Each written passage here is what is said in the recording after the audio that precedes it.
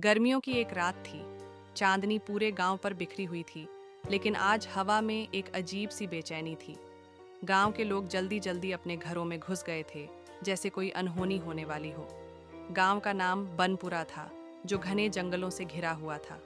इस गांव में एक डरावनी कहानी पीढ़ियों से सुनाई जाती थी, चमेली की आत्मा की कहानी। चमेली गांव की सबसे खूबसूरत लड़की थी। उसकी शादी गांव के जमींदार के बेटे से तय हुई थी, लेकिन एक दिन उसकी संदिग्ध परिस्थितियों में मृत्यु हो गई। किसी ने कहा कि उसे ससुराल वालों ने मार डाला, तो किसी ने दावा किया कि वह खुद कुएं में कूद गई थी।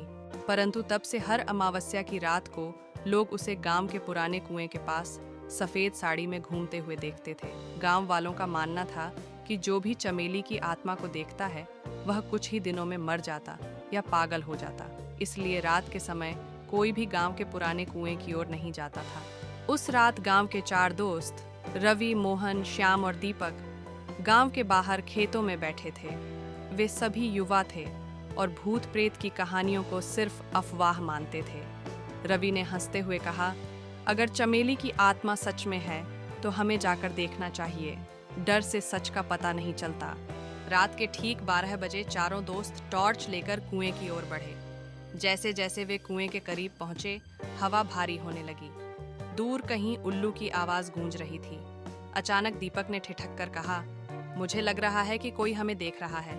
बाकी सभी ने चारों ओर देखा, लेकिन वहां कोई नहीं था। वे आगे बढ़े और कुएं के पास पहुंचे। कुएं के पानी में हल्की हलचल थी, जैसे किसी ने उसमें कुछ फेंका हो। तभी उन्हें सफेद साड़ी में लिपटी एक परछाई दिखी। वह कुएं के पास खड़ी थी और धीरे धीरे उनकी ओर बढ़ रही थी। हवा में अचानक ठंडक बढ़ गई। कौन है वहां? रवि ने कांपती आवाज में पूछा। परछाई अचानक हवा में गायब हो गई। चारों दोस्त घबराए और भागने लगे, लेकिन तभी मोहन ने देखा कि दीपक वहीं खड़ा रह गया था। उसकी आंखें फटी हुई थीं और वह हिल भी नहीं रहा था। श्याम और रवि ने हिम्मत जुटाकर दीपक को हिलाया। तभी दीपक ने धीरे स्वर में कहा, उसने मुझसे कुछ कहा। उसने कहा कि वह निर्दोष थी और वह बदला लेगी। इतना कहते ही दीपक बेहोश होकर गिर पड़ा। तीनों ने उसे घसीटते हुए वापस गांव लाया और तुरंत गांव के पुजारी के पास गए। पुजारी ने सुनकर गहरी सांस ली और कहा, चमेली की आत्मा अब भी भटक रही है, क्योंकि उसकी आत्मा को शांति नहीं मिली। उसके साथ अन्याय हुआ था। उन्होंने गांव के बुजुर्गों को बुलाया और उनसे सच्चाई पूछी। आखिरकार गांव के सबसे बूढ़े व्यक्ति रामलाल काका ने सच स्वीकार किया। चमेली को उसके ससुराल वालों ने दहेज के लिए मार दिया था। गांव वालों ने यह जानते हुए भी कुछ नहीं किया। उसकी आत्मा इसलिए भटक रही है क्योंकि उसे न्याय नहीं मिला। पुजारी ने कहा कि अगर गांव वाले सच्चाई स्वीकार कर लें और सब मिलकर चमेली की आत्मा से माफी मांगें, तो वह मुक्त हो जाएगी।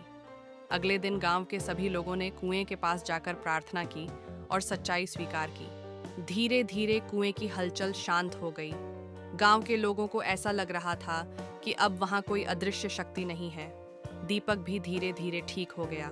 उस दिन के बाद चमेली की आत्मा को फिर कभी नहीं देखा गया। गांव वालों ने उस कुएं के पास एक छोटा मंदिर बना दिया और हर साल वहां उसकी आत्मा की शांति के लिए पूजा करने लगे।